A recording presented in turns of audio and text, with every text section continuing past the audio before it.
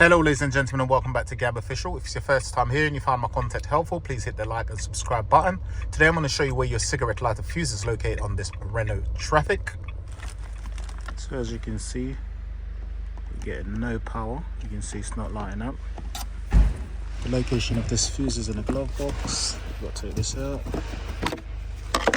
And it's literally that one up there, as you can see.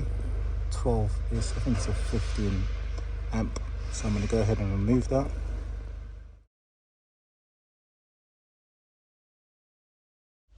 As you can see, it's now been removed, and you can see that fuse is blown, so I'm going to go ahead and replace that. You can see it's a 12 amp fuse, and that's basically the fuse for your cigarette lighter if it's not working. Okay, now I've replaced the fuse. You'll see that this will light up, as you can see.